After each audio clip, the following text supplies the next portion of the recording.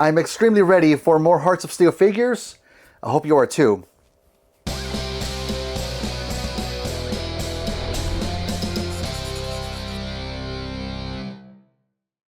Hey everyone, welcome back to Outside the Box, the series of videos where I unbox 10 packages over a weekend and spread out the videos over the course of a few months here. Today we have what I believe to be the other two Hearts of Steel figures, and I had such a great time with the first two that I've been looking forward to this. My expectations have now been elevated quite a bit.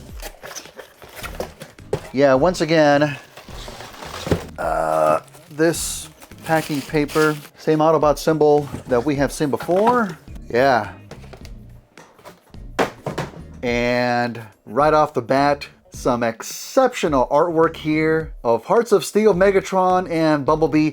I don't know, fam. That's kind of an unfair pairing. I know that we're getting figures, I guess, based on popularity. Bumblebee continues to be kind of the face of the Autobots. And I guess I didn't want to pair Optimus Prime with Megatron because maybe that would put that two-pack into a more popular position. I don't know, but this is a little bit wrong. I did mention before how I was pretty happy with the sizes of Optimus Prime and Starscream. Starscream is at about shoulder height, head-wise, to Optimus Prime. I hope the difference in height is a little bit more extreme with these two characters, but let's not waste any more time. Oh, before I do slip off the cover here, I'll show you real quick what I'm guessing are the renders here on the back of the box for both bot and the vehicle modes. And I don't know if it comes through on the camera, just the glossiness of the packaging here. It's got like that bump raised feature where the figures themselves are just slightly raised off of the packaging. That's nice. That's nice. Now, I'm going to say one thing before we even actually look at the figures. Bumblebee looks like he is gold painted. What are the chances that he's actually gold painted on the figure itself? I'm going to say somewhere between 5 and 10%. I don't think that's actually the case, but I'll give it a slight chance. Here, I'll let you see him first, okay? I can see them on my camera screen. They look great. All right, let me get a good look. Okay, right away, I'm looking at Bumblebee. It's not gold painted, but it is gold plastic. I know gold plastic, I think it's supposed to not really suffer the deteriorating effects that it has in past years. So I'm not terribly worried about it, but that's a thing. Man, these look great. Megatron, oof, fantastic. And just looking at them through these windows, yeah, Megatron obviously does look bigger than Bumblebee. How much bigger? That's the question. Okay. Oh, it comes with a hammer too. I wasn't expecting that. God, that's a nice looking figure. Wait, he's got, oh my God, that is some intricate detailing here. I gotta show you right off the bat here. Some minute miniature gears right here on the legs. And I'm guessing that's something that's exposed just for the bot mode, right? Wow, that looks great. Good stuff. Okay, I'm already being impressed here. Megatron, let's get you out. Oh, instructions, right? Nice. Wow, they did a good job of giving us some good protection for the shoulder pad wheels. Very nice there. I love the color of Megatron, man. I love the fact that he's mostly like a dark gray metallic color with that dark helmet as well. Definitely gives me vibes of the original Marvel comic too. Very nice. Okay, let's go with Bumblebee first. Thank you. Man, I've never been this excited to open up a new figure in a while. Like, you know, opening up a new figure is always great. It's always great, but when you have higher expectations than normal and you're pretty sure the figures are going to deliver, there's always a chance something might go wrong. I don't know, it feels a little bit extra special to me. I know you know what I'm talking about, right? I'm not crazy, no. Nice hammer, okay. And even still, also has a perfectly tiny little blaster as well. Oh, so precious. Oh, nice. Due to the packaging, they always come kind of like mid-transform just to fit in the box here. Nothing too difficult to figure out though. I should probably look at the instructions at this point. Nah, we're good. We're good. His head seems a little bit sunken in though. Is there a way to snap that into place maybe? Ah, there it is. Perfect. All right, let me take a quick look at the instructions here. The first thing they tell you is what to do out of the box just to get them into their proper bot mode. It's exactly what I've done. It's exactly what I've done. Out of the box, separate the legs and fold out the feet. The head was a little bit mushed in mid-transform, but again, you just gotta pop it out. No worries there. Oh, and it says attach the weapons, of course, of course. Oh man. Okay, yeah, gold plastic, but even though there's gold plastic, I believe there's gold paint on certain accents here on the chest. That does kind of stick out. I believe so. It's so minor. There's like a tiny gradient change. The actual gold paint itself has like the telltale metallic-y flakes onto it, and that's what makes it look just a little bit different than the gold plastic itself. Also, when it's like a certain metallic-y mold in the plastic, you can see like the certain swirls of the mold injection throughout certain pieces too, and it does have that. Not a bad look. Nothing that I would care for on a final, on a final repaint. And then other pieces are just like a dark gray brown color plastic. It does suit it very well. We do have some silver paint. No, not really silver. Like a gunmetal paint throughout. He does have the words B on the sides of the shoulder pads that become like the main section of the train. That's gonna look awesome. And the back, man, look at the back. Gigantic gear sitting right there on the back, giving us just an awesome steampunky look here. A little bit of kibbly bits, some little doodads just kind of hanging down here. It's a little bit flat here. Maybe not exactly the best look, but it could have been worse. It's not really sticking out. It's just kind of hanging down a little bit. That's always fine. No worries there. And we do actually get silvers right here on the abdomen, certain piping sections on the knees, and of course, man, those intricate gears sitting right here, like on the lower knee sections. That's fantastic, man. Oh, I love that. I love how the front of the train become the feet. That's something that's very Bumblebee, very reminiscent of the G1 Volkswagen Beetle look. And then some darker metallic grays like a gunmetal on the inside of these, I don't know what you call this kind of a design, but it's the typical train design here, just to pick out the look and feel of it. Good stuff, good stuff. There are actual working train wheels here on the sides. The thing that's holding them together, well, the thing that's on top, that doesn't rotate around with them. It's just the wheels themselves. That's perfectly fine though. And of course, on a figure like this, yeah, there's gonna be hollowness, major hollowness under the forearms. That's where the fists are gonna fold in for the train mode. And you know what, on a figure like this, these Hearts of Steel figures are already a little bit smaller than most people would have anticipated, and Bumblebee just a little bit tinier so I'm not surprised we get that kind of hollowness here. Also, the back of the legs give us a little bit of hollowness there too. I'm guessing due to the transformation, things are gonna fold in there. But just on the back of like the abdomen area, we have this, which again, this looks awesome, looks nice, bits hanging down, fine. Right back here though, there's not really a lot going on. It's a little bit hollow, not really nice to look at. not the greatest look there. So I think out of the three so far, this is definitely like the weakest one for the back, but overall the proportions seem pretty good. Now the one thing that kind of looks maybe a little bit off, we have the shoulder pads, okay, and then the shoulders themselves sit quite a bit lower, like where you look at where the head sits, the shoulders seem like they're quite a bit lower than where they need to be, and I don't think that needs to move up. No, that's pretty much where they are. So I think there's just a little bit too much of a separation between where the shoulder sits and where the shoulder pads are. Having them just a little bit higher would have been ideal. Okay, but it's not bad. Not bad overall. He does have, I guess you can say, a bit of a kibble section up here. This plate sitting behind his head. But look at how it has that designed wheel. It's almost like it would be like the top section of the train, or maybe even like a tank for somebody to get in and out of the vehicle mode. I like that detail there. It sucks that it's not picked out in a nice metallic gray or a gunmetal. I would definitely do that myself on a repaint, but I guess technically you consider that a little bit of kibble. I consider that kind of to be like good kibble. It's kibble you see from the front that you're meant to see, that adds to the overall steampunky look of the figure itself. So that's not bad. Now, comparisons. Here he is. Who shall we pick first? Let's do Starscream, and thankfully he's shorter than Starscream. That's good. I'm gonna show you all here. Line up the feet, and just as Starscream was at shoulder height, from the top of his head to Optimus Prime, Bumblebee's head sits at shoulder height to Starscream. I think that's good.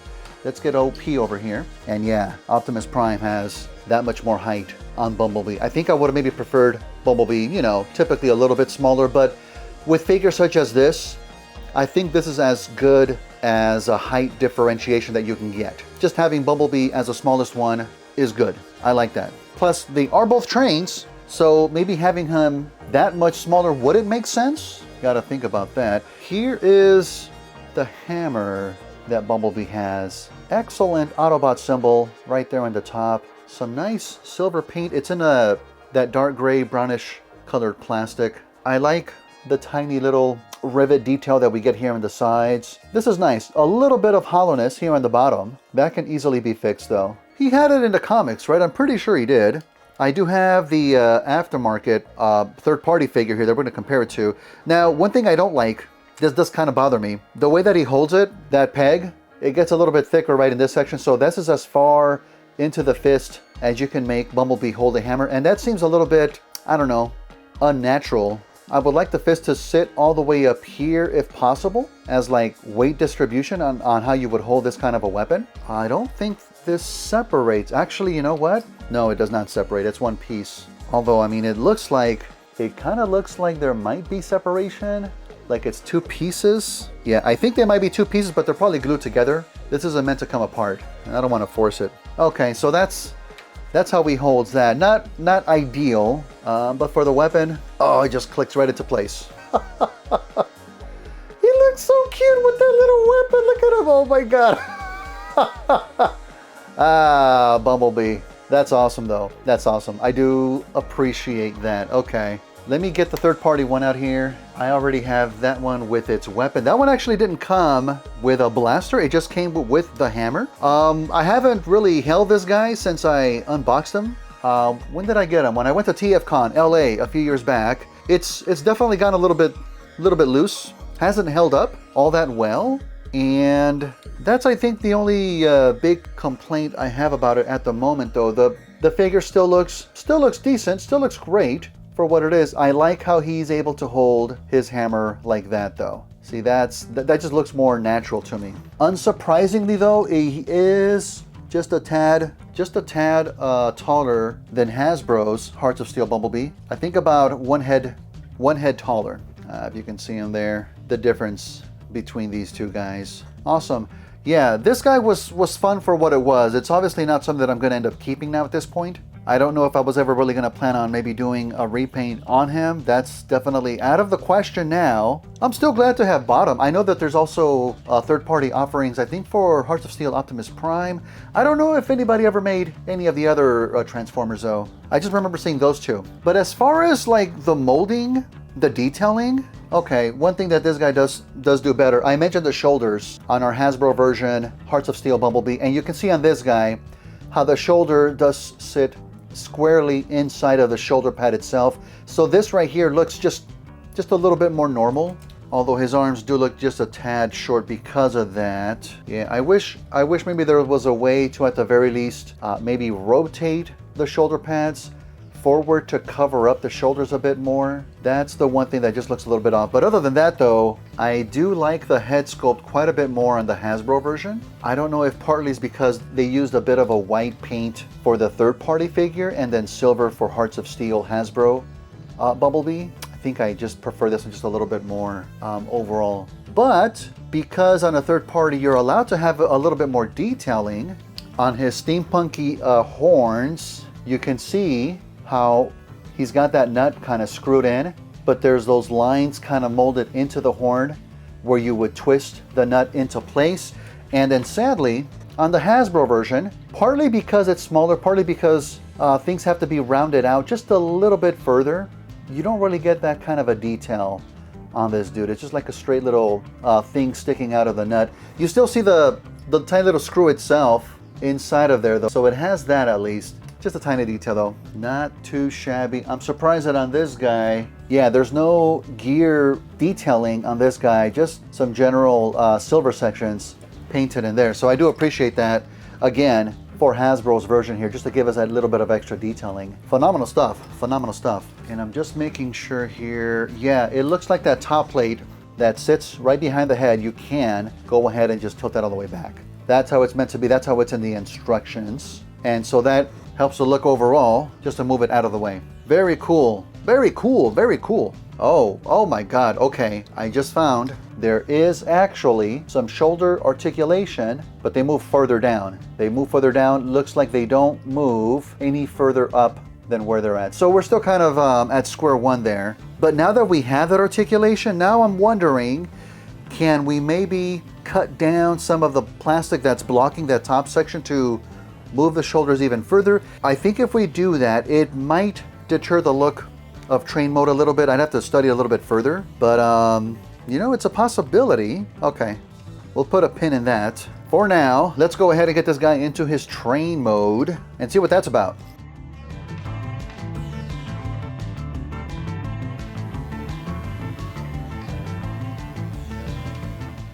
Okay, that's it. Okay, got it.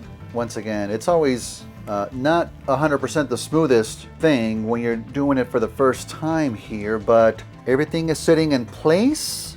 Nothing's popping out. That's good. Now, is there any weapon storage here? Yes, in the bottom. So both weapons peg on the bottom. I mean, they don't really... The hammer pegs in between the legs, so you have to kind of get it into position as you're transforming it. You don't just kind of plug it in there. So you have to kind of plan ahead for that one. But the weapon just kind of plugs in between the fists here. There is a peg that you can just kind of pop it in there. They're both out of sight in vehicle train mode.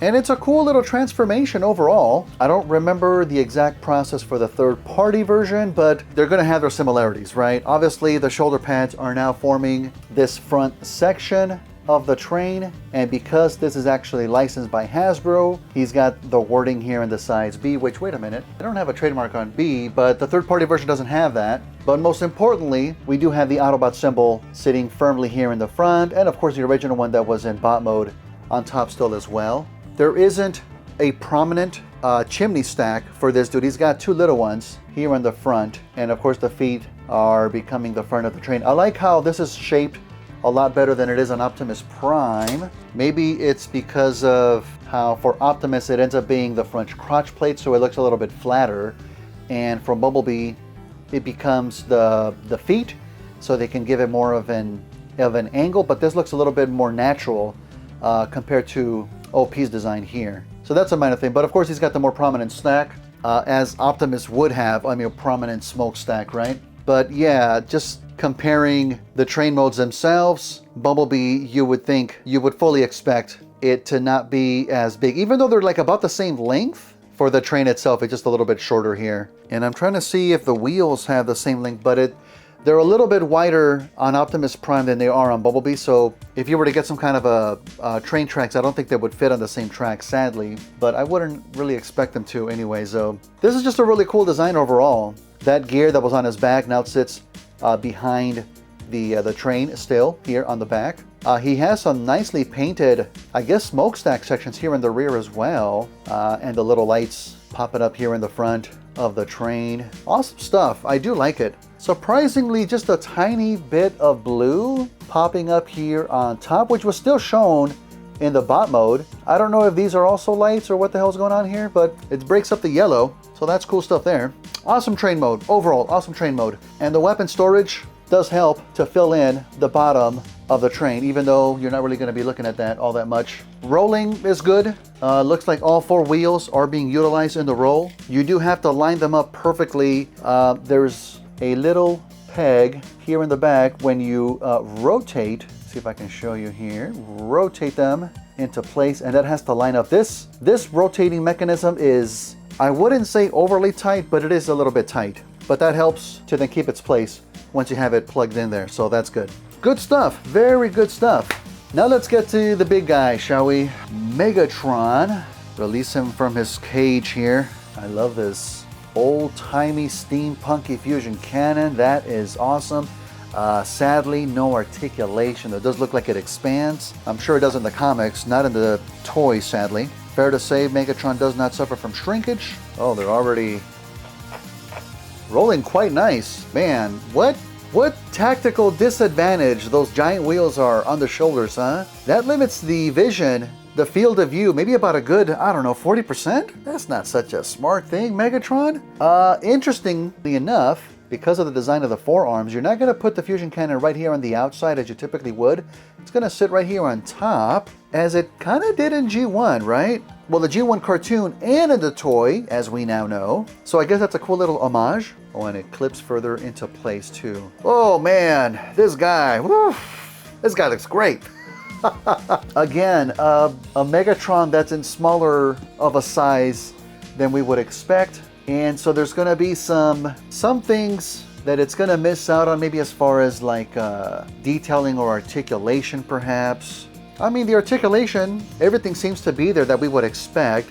No wrist rotation though, sadly. Wouldn't really expect that to be here though. One of the things that Optimus Prime has that I really do love is the ball joint on his head. It gives a lot of freedom of movement for him, and Megatron seems to have about the same thing. Quite a bit up, quite a bit down. That is some good stuff there. Good stuff. But just this Megatron, not looking at the color itself, pretty faithful to G1, and what it does, it adds a lot of little, like riveting detail, little screws just kind of plugged in there to give it that old-timey look. Like it's just basically steel plating all throughout this guy. Very, very nice. And on the back, unfortunately, extremely hollow legs. I like the detailing here on the back of the knees. That comes from the G1 toy that we now know as well. But overall, fantastic looking back. No, he does not have his G1 cannon, like the barrel of the gun, like from the original toy. Doesn't really need it though. We know he's a basic big ass cannon, so he's got just the one for the fusion cannon, and the designing on it again, just phenomenal. I love the gold paint that gets added to the back here. That is some good stuff. But yeah, these freaking honking wheels here on the shoulders, man, look at that. It does give him such an imposing presence though, that just screams Megatron, right? Still, tiny bit of red that he gets, iconically, on the sides of the abdomen. Cool stuff. Maybe I would have liked just a bit more on the biceps, like G1, or on the insides of the legs. But you know what? No, I actually think that little bit of red is more than enough, and everything else just being like a dark steely color, those metallic-y grays, that suits this version of Megatron to a T. And that head sculpt. It's hard to get a really good look at the head sculpt because of the wheels. Let me try to move them out of the way. It is essentially just a G1 Megatron head sculpt. There's some additional lines here, like on the lower part of the helmet, those horizontal lines adds a bit of extra detail. The red for the eyes pops through nicely. The silver on the face, just gorgeous, just gorgeous. Yeah, but nothing overly fancy going on there. I think I would have liked maybe some of those same rivet details that we get like throughout the body. Those would have been perfect for the head as well. But I mean, you know, I'm not criticizing the artist, designer Guido Guidi. That dude did phenomenal work with this guy, and I love what we got here too. Man, good stuff. I don't know if these little things on the sides of the legs, if they're also supposed to be some kind of like cannons, little mini cannons here. I think they are. Sadly, there's no articulation on these though. Would have been nice to have that. And just like we had those gear little details on Bumblebee, we also get them here on Megatron. Right on the back of his buttocks, got some gears on there, and if you can see it, behind the shoulders there too. Very nice, very nice. Fantastic stuff. I'm gonna get Optimus Prime back into his bot mode because I really do want to see these two face to face. Yeah, of course, based on the height comparisons we had for Bumblebee, it looks like I think Megatron's going to be a little bit taller than Prime, which I'm always okay with that. Since it is G1, maybe not overly taller, but I think it's going to be perfect. You know, man, those wheels are not helping here. He's not a head taller than Optimus Prime, but the head does rise slightly above Optimus Prime's head. So yeah, I think that's pretty freaking perfect. I think that's freaking perfect. Now, let's get Starscream. And we should be able to see that, yeah, Starscream is sitting just a little bit shorter than Megatron. I think these two are the perfect height together. Very nice. All right, yeah, I'm actually very happy with the height of this dude. Fantastic stuff. I'm curious to see how this guy's going to transform. Let's go ahead and take a look, shall we? Looks like we remove the fusion cannon, okay. Okay, step one. Already proven to be impossible. That's not a good sign. Oh. Okay, that's my fault. I'm folding it the wrong way. Holding the instructions so far away from me isn't doing me any favors. Yeah, fold the head back. In other words, turn 180 degrees. I didn't do that. Does not fold forward. Got it. Perfect. Okay, we're in business.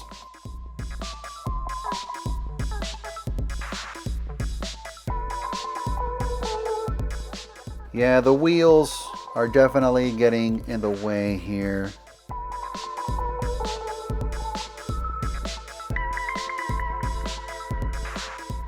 Oh, that's it.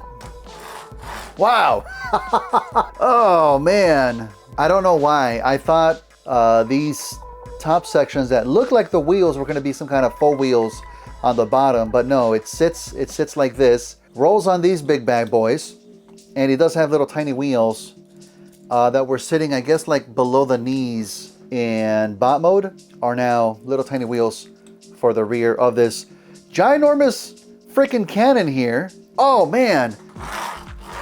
Oh, because of the little stubby spikes here on the wheels, it has a nice little texture to the roll, but it rolls fantastically.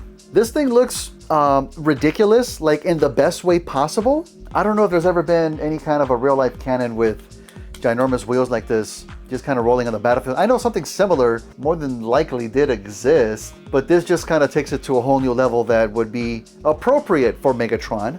And inside where the fists were, we now fold out these other, I guess they're extra like little blasters. Yeah, I guess that's what they would be, right? No barrel holes molded in them, but they typically wouldn't be on something that small. And it now makes total sense for those side weapons here in the rear that were on the legs to be in this position here, to kind of attack from the sides as well, right? Just from attack from all over the place. Sadly, no articulation for the cannon itself. It's just kind of stationary there, and there really wouldn't be a way to angle it up. I mean, you can just kind of angle it down, but that wouldn't do any good.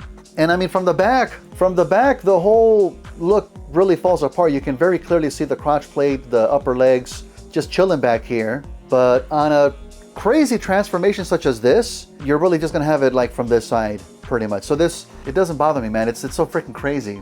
So freaking crazy. And again, pretty accurate, I think, to what we got in the comic book too, or that design for Megatron that we saw all those years ago. That's phenomenal, man.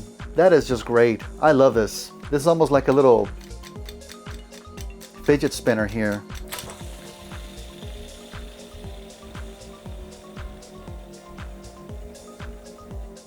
Yeah, that's a good spin. That's a good spin. Okay.